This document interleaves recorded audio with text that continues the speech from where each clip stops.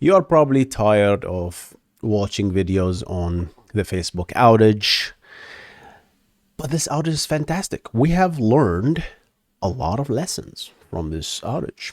It's not by any means boring, because first of all, when I first reported on this in the first hour, we all thought it's the DNS server went down, or their DNS records are not getting propagated properly. But no, the outage lasted for 6 hours. I finished work and I was looking at Twitter. I tried and Facebook was still down. So I was really surprised. This is massive. And by massive, I mean it is catastrophic. But Facebook published a detailed analysis of what exactly happened. And in this video, I'd like to go and read and then commentate on what might have happened, why it happened, and give you my take on certain things.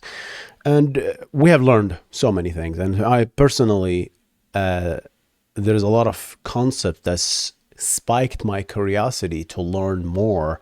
And in the future, maybe I'll make some more videos as I document my curiosity, because all the videos that you see here is not, I'm not really teaching you anything. I'm not really just finding something really interesting and just documenting myself finding it interesting. Does that make sense? That's all what I do on this channel. How about we jump into the article and read it? All right, I'm going to reference the article for you below in the show notes if you're interested. The article stated more details about the October 4th outage. Now that our platforms are up and running as usual after yesterday's outage, I thought it would be worth sharing a little more details on what happened and why, and most importantly, how we're learning from it. Who is this? Who's reading? We're reading from Santosh Janardhan. I believe he's the CTO of the infrastructure. Who are you, my friend? He's the VP, Vice President of Infrastructure in Facebook.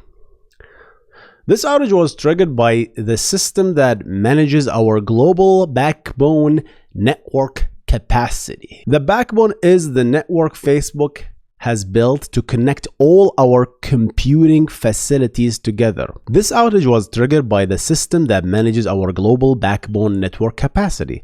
The backbone is the network Facebook has built to connect all our computing facilities together, which consist of tens of thousands of miles of fiber optics cables crossing the globe and linking all our data centers together. Because this might be, you might see this and say, duh, of course, but to me, that's not the first thing that comes to my mind when I hear about backbone, right? And it makes perfect sense. So if you have a data center, for example, in the east of the US, like Miami, and there's another data center in California, right?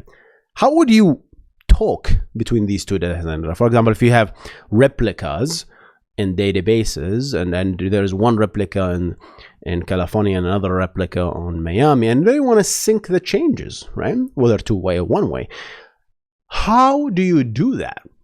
There must be some connection between them. You can decide to go through the internet, right? So the packets will be routed through the publicly available routers, but that incurs some latency, obviously, right? So the optimal way is really to have dedicated connection, and all better if it's a fiber connection, then you lay down this fiber connection between your data centers in the west and the east, and now you have a dedicated connection. So you have lower latency, you have this full bandwidth just for yourself. You're not restricted by the internet, effectively. You don't have strict rules when it comes to congestion control. So if TCP or QUIC, right? Which Facebook, by the way, their backend always in QUIC. They moved everything last year, I believe, to QUIC, even internally in the backend. So now congestion control, you have the upper limit, because now you have a dedicated thing. Now, what I'm not sure of is whether Facebook actually owns these fiber optic cables or not, or they are just renting them from another company. I literally know very, very very little about this stuff when it comes to fibers and when it comes to manufacturing of these fibers. And okay, now we established that Facebook has their internal network. I know they call it a global backbone, but to us, it's really an internal, almost like a LAN network that, I don't know if it has a private IP addresses, but that's what I think. It would think like a massive network that is almost internal, right? There are public access to it, so there are some data centers will have a public presence where some servers will have a public IP address interface and an internal IP address where everything will be communicated internally. Now, this is what we have established. We know it's a beautiful big network that is global everywhere in the world, and this is back of the backbone. They are connected through fiber. There are some places in the data center where you have public presence or the public IP address where you can access them from all over the world effectively. And then once you're in, everything is internal and everything is high speed in the Facebook network. That's what we know now. Those data centers come in different forms. Some are massive buildings that house millions of machines that store data and run heavy computational load, which makes sense. I would imagine like millions of machines? Really? I didn't really know that it's in the millions. Well, so yeah, Facebook load, Facebook, Instagram, and WhatsApp. So millions of machines. Some data centers have millions of machines technically, right? And running these computational that keep our platform running. You know, the backend and how much work the backend needs if you want to run asynchronous jobs. So yeah, computational, heavy, strong then. And others are smaller facilities that connect our backbone network to the broader internet and the people using our platform. So these smaller facilities are also connected to places. They're connected to the data centers internally, and they have public presence where they have a public IP address where the public internet, right, the routers and the internet can route traffic to that. And once the packets are in the smaller facilities, they are effectively inside the huge bandwidth network on the backend. All right, so we know these. This is very critical to understand now. When you open up one of our apps and load up your feed or messages, the app's request for data travels from your device to the nearest facility. So how does it find the nearest facility? So this is a very good question. This is where GeoDNS comes into the question, I believe, where it will serve you an IP address that is closest to you. And I don't know much about this, of the technicality of this, but there must be some sort of a geolocation between the source IP address that is requesting this DNS entry. The DNS server will see, okay, you are here, right? You are in this location, gives you some sort of an idea. I have these sorts of IP addresses. I have a lot, obviously. The DNS server will, the facebook.com will resolve to not one IP address, many IP addresses, but this is the closest to you. So all these things, that's how I think it will work. Does it mean, is this how exactly it works? I'm not sure. Another good research. And if anyone knows, let me know in the comment section. Which then communicates directly over our backbone network to the larger data center. So once you are in, right? So this is the shortest path. Where are you? You are in Singapore. Okay, I'm gonna serve you an IP address that is maybe in Singapore. Okay, and then once you're in Singapore, the data may be in California. I doubt, right? Maybe there is a replica somewhere there, even in Singapore. But once you're in, that's it. You're in the high-speed network. So now, even in the high-speed network, you still want the closest data center to you, right? So that's once you are in this high-speed local network of Facebook. I keep calling it network local, and I keep calling it local, and I know people will yell at me, but to me, that's how I think about it. It's a local network of Facebook, right? It's an internal network. Yeah, it is global, but to us, from looking from outside the internet, it is a local thing, an internal thing, right? So this is good architecture. So we love it. That's where the information needed by your app gets retrieved and processed, okay, and sent back over the network to your phone. Okay, so once it's processed, get back the request, and then you get served. This is a classic architecture. Get served by the closest server, right? The data traffic between all these computing facilities is managed by routers, which figure out where to send all the incoming and outgoing data. All right, so these computing facilities, these high-speed computing facilities, obviously there is some sort of a router that connects this facility to another facility, or this data center to that data center. Okay. And the extensive day-to-day work of maintaining this infrastructures, our engineers often need to take part of the backbone offline for maintenance. That makes sense. You need to maintain certain, this fiber link needs to be maintained. We're going to repair a fiber link. So let's reroute the traffic from this. So that means that they have load balancing of their network. So that means they have multiple paths. And I talked about it in my short video here in the global scheme of things. There's not just one path, because if you kill this, there must be a round robin, and must be another route that you can take to get to the data center. Right? Perhaps repairing a fiber line, adding more capacity, or updating the software on the router itself. Okay, so they need to take some of the infrastructure down, but usually this doesn't interrupt service, because we have obviously load balancing. We take this data center offline, or we take this server offline. We can route you to somewhere else. This was the source of yesterday's outage, which is October 4th. During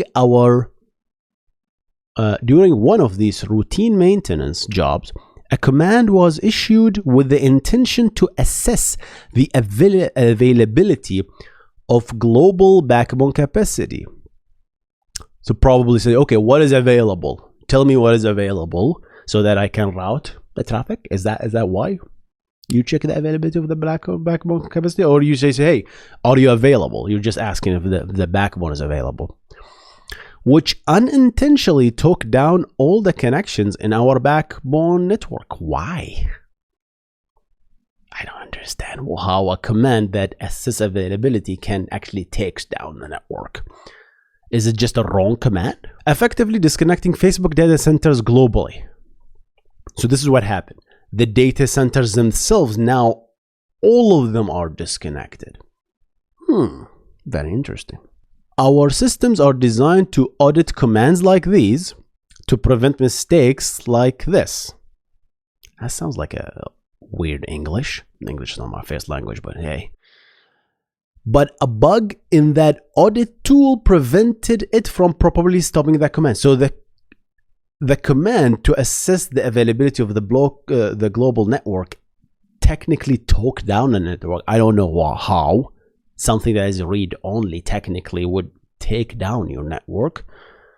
There's no details on what that command, the mistake was, to be honest.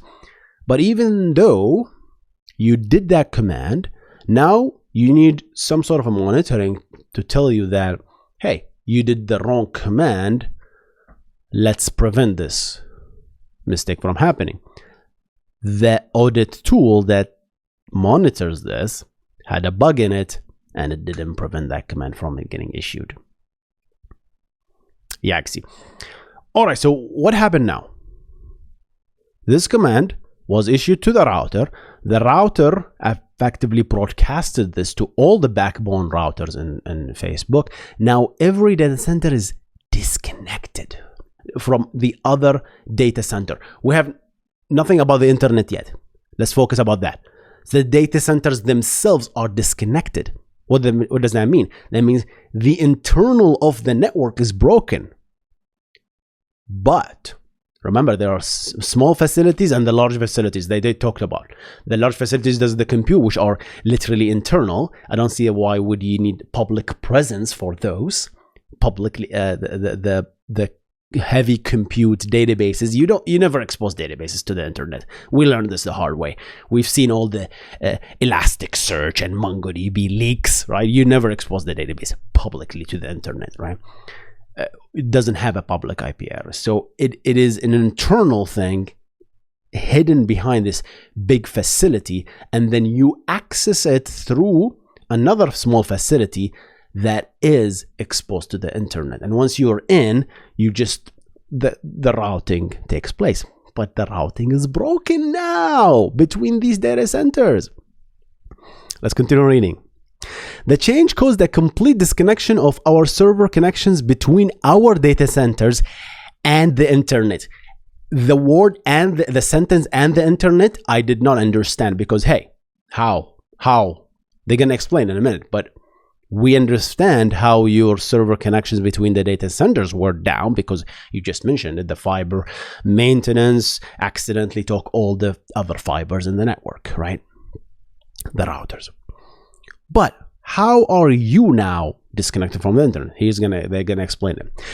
One of the jobs performed by our smaller facilities is to respond to DNS queries. So the small facilities we talked about, those are the ones that are exposed to the public. They have public presence, they have public IP addresses, and they also have private IP addresses. I don't know what kind of configuration they have, but they have another interface to talk to the back end, to the internal back end, right?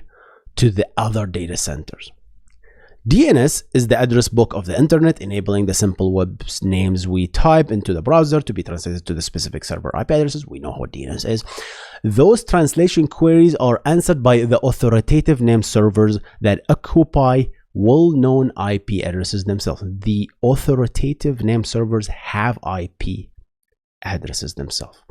This is critical. So another thing I learned about the DNS is that it's not just one thing you ask it and gives you an answer. It's a hierarchy of things. All right. Here's quickly how DNS works. So DNS is designed to be kind of distributed, right? It's not just you ask one thing and it gives you an answer, right?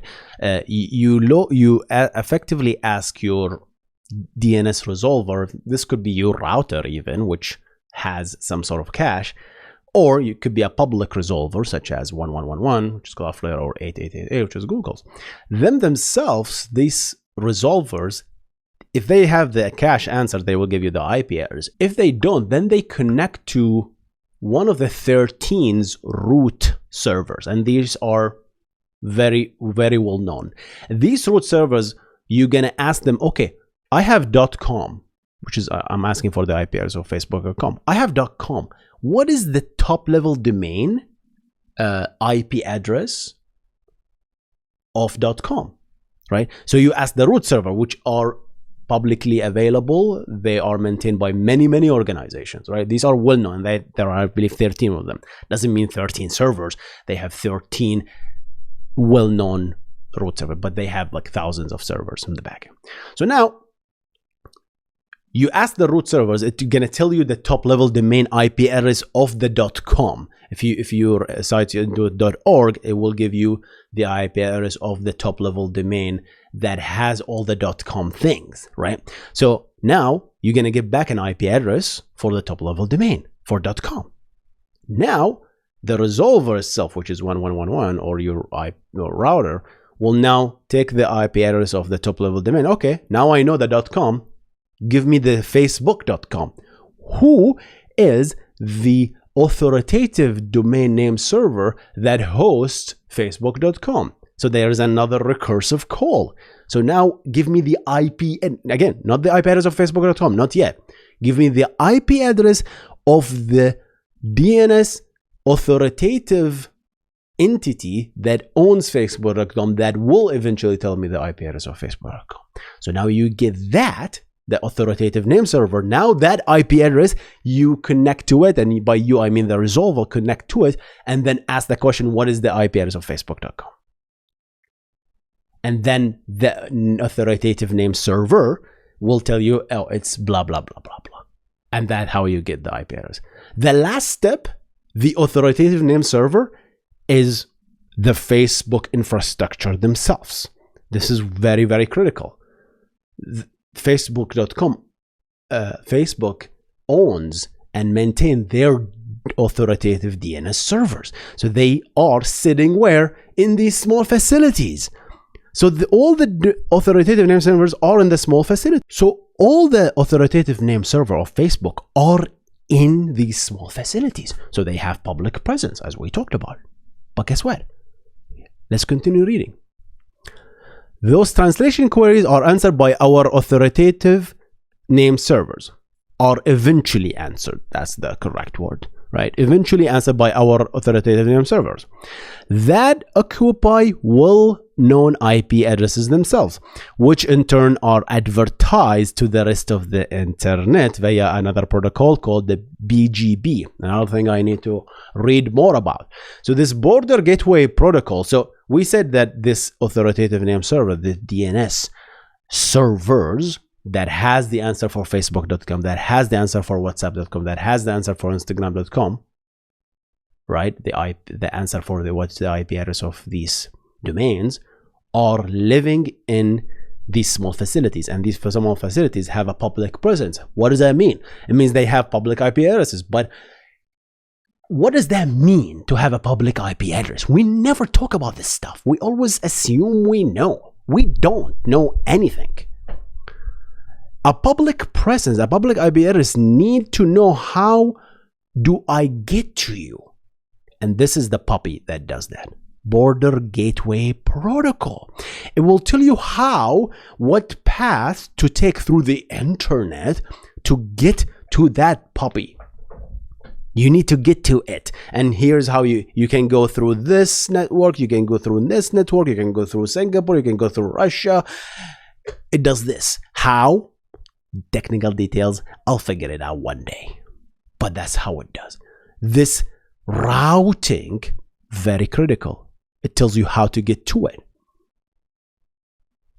This is the critical part.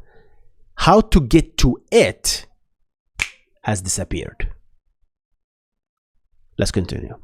Which in turn are advertised to the rest of the internet via another protocol, Border Gateway Protocol. To ensure reliable connections, our DNS servers disable those BGP advertisements to itself, right? If they themselves cannot speak to our backend data centers, since this is an indication of an unhealthy network connection. So these small facilities have these DNS authoritative name servers, and their backend, which is the data centers, right, are in this heavy compute, big million machine data centers, right? They connect to it. As a small facility connected to the big facility. Guess what? The connection is broken. Okay, no big deal. This connection, the internal connection is broken, right? But no, that's not the end of the story. These DNS servers are smart. They would just say, okay, well, if the connection is not they don't know the connection. They know that, oh, these backends are unreachable. Let me drop this entry. Let me drop this IP address, right? Let me drop this IP address from existence. Doesn't make sense. And not only that, while I'm dropping this, all of the IP addresses I publicly expose, right, are not even reachable. Why even advertise it to the BGP? Let's let the public know that, hey, this is not reachable, blah, remove the record. This is not reachable, blah, remove the record. That means every BGP record they remove, the internet just Facebook went dark. That's what happened. The internet cannot find these puppies anymore. Right? And if the internet cannot find the authoritative name servers themselves, then the DNS queries cannot be answered. Here's what I didn't understood though. The authoritative name servers have IP addresses themselves, right? Okay, these were reachable and operational, but the mapping to the Facebook.com IP address itself, which is another IP address, must be, right? That that IP address, is that reachable or not? The facebook.com IP address, is that reachable? That article doesn't answer that. So whether this IP address lives in this small facility or not is to be determined, or does it live in the big facility? That's also something to be known, right? But regardless, but here's another interesting question. So what if I had a cache of facebook.com IP address? Will I be able to connect to that IP address? My guess is probably yes. You can connect to it, but it won't get you too far. That is because once you get to it, it's probably a reverse proxy, which will in turn connect to the back end, which doesn't exist because the fibers are cut, right? So it's very, very interesting thing, because that's exactly what I saw in the first hour of the outage. Facebook.com was not resolving DNS. WhatsApp.com was not resolving, but Instagram actually was resolving for me an IP address. And I didn't get that. Was that a cache in my whatever resolver I was using at that point? I believe I was a Cloudlifter. And if that is the point, I was able to connect. I was able to establish a TCP connection to that IP address. I was able to establish a TLS connection to that IP address. But when I did a curl to give me the page get slash, I got an error from their backend saying no servers are available. That tells me that, yeah, the IP address may be reachable. This publicly available IP address will be reachable, but eventually the backend is down. So I believe these DNS servers have smart checks to check not only this local IP address, because it's going to be useless to check this reverse proxy. You need to check also the backend, and they might have even some error checking. So, check for errors. If this is returning an error, remove from the PGB advertisement. Let's continue reading. It's just, the whole thing is just, I'm really reading through this and just thinking at the same time. In the recent outage, the entire backbone was removed from operation, making these locations, these small facility locations, declare themselves unhealthy and withdraw the PGB advertisement. That means, hey, I no longer exist. Don't even attempt to connect to me, because even if you did try to connect to me, the backend is unavailable. Why is unavailable? Because someone made a configuration error that took down all our internal fiber connection, effectively, the communication between data centers. All right. So that makes me think, if the data that I'm requesting was in this small facility, I might have been able to be served the home page, but that's pretty much it, right? Another thing, if those small facility didn't exist, right, and the DNS resolvers lived in those big facilities, then I don't think the outage will exist at all. Because, hear me out, I'm just thinking out loud here. So if these DNS resolvers lived in the big million machine, one of the million machine compute, then they will have a public presence.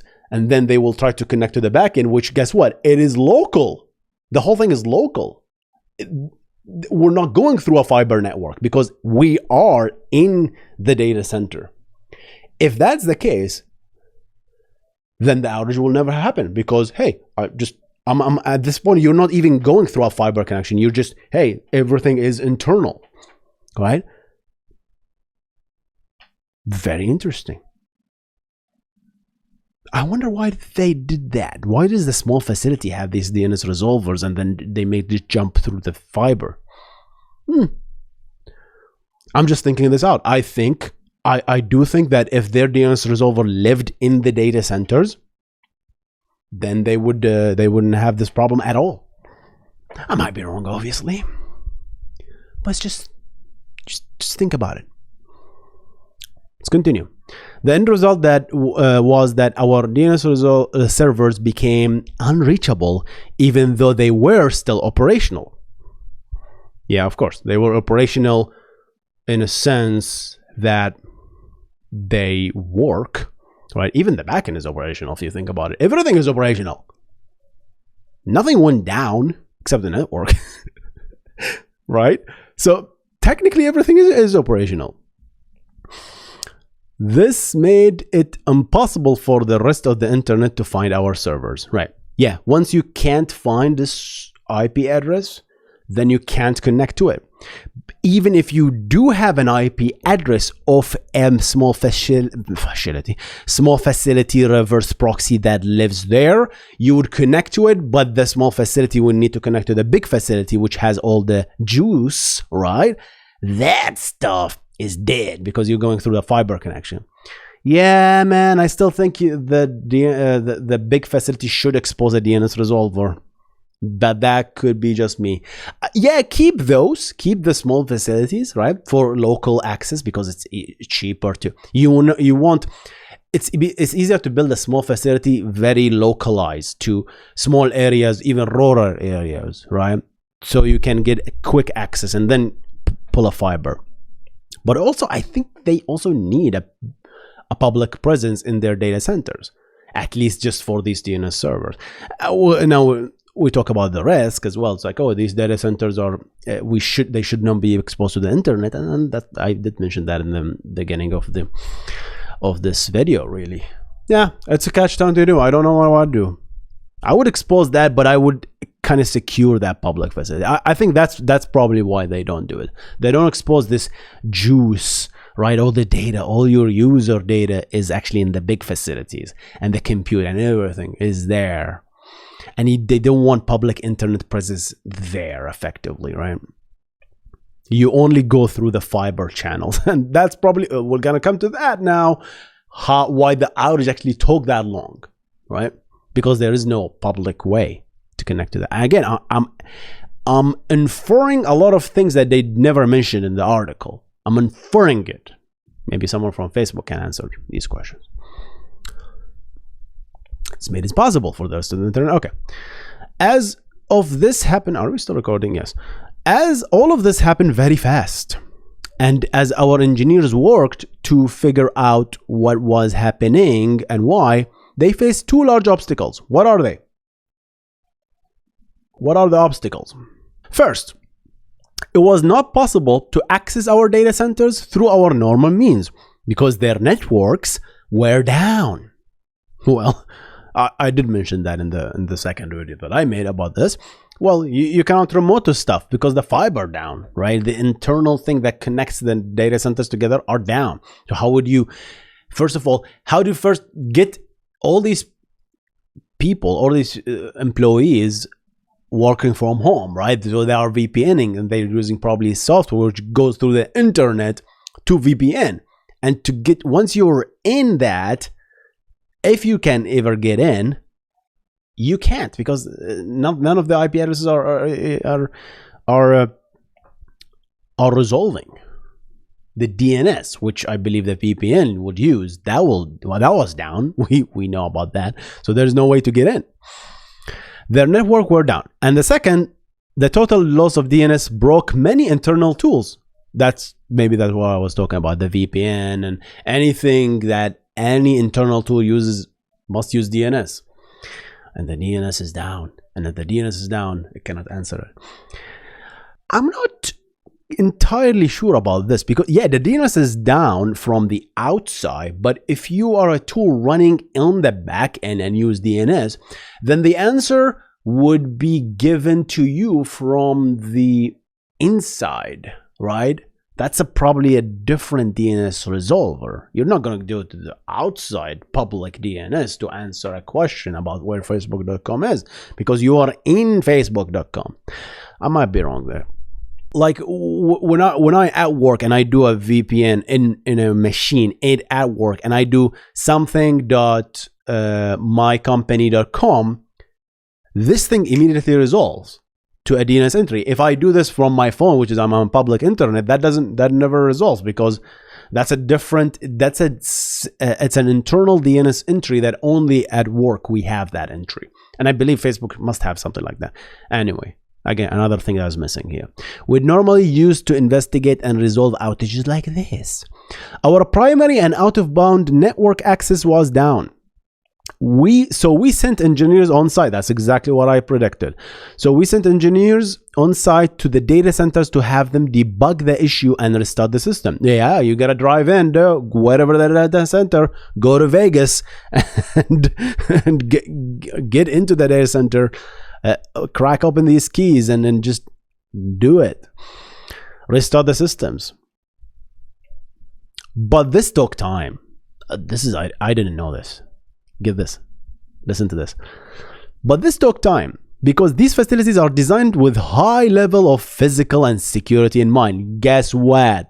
All the data, all the juice is there, right?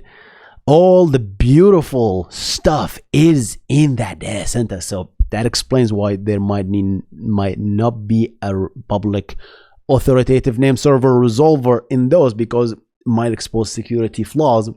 And people can get into it right through that. That's why you need physical access. Well, hey, we're gonna protect this precious gold data, right? Lock it in. So there's a lot of security, mechanisms. They are hard to get in. They are hard to get into. They are hard to get into. That's what she said. And once you're inside, okay. Facebook, you're just all right. You're baiting me here.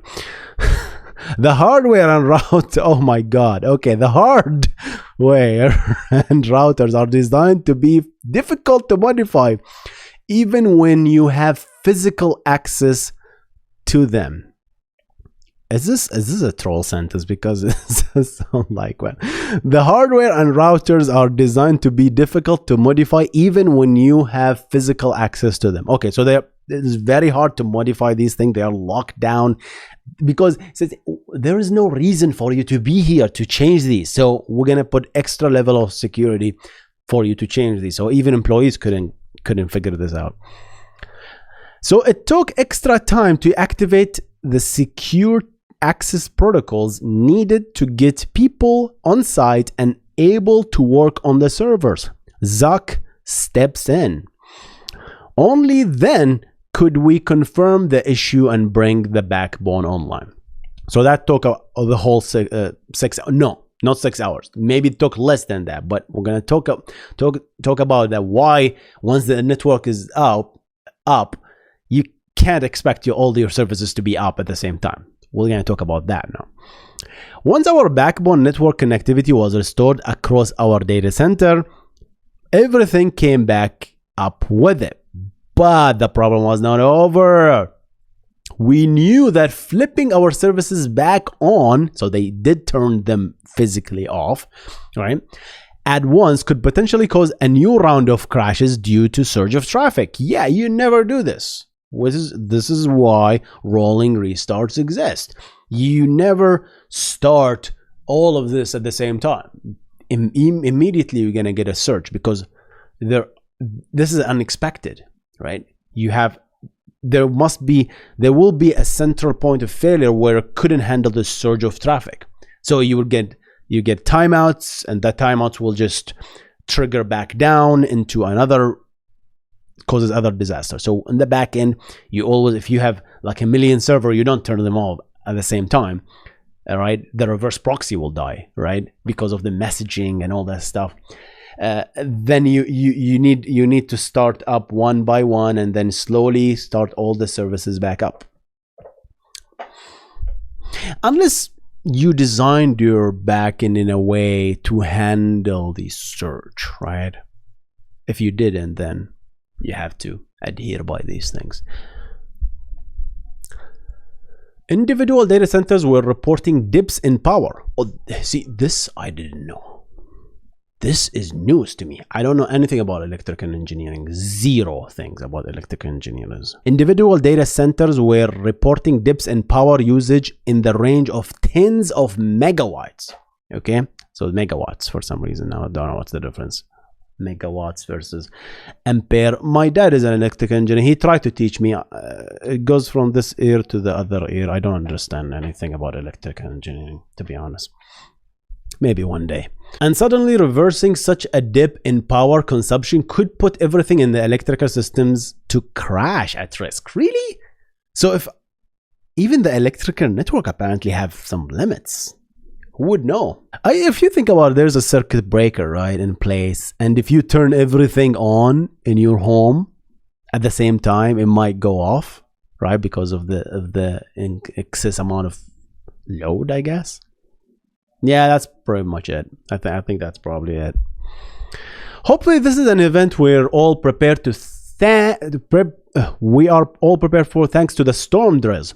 So these are drills they are actually doing for storm exercises, right? Apparently they have been doing some sort of a these kind of event where an entire data center will go down, but they never expected the entire, not a region, yeah, data center, yeah, but entire global network, they never did. But it actually helped them.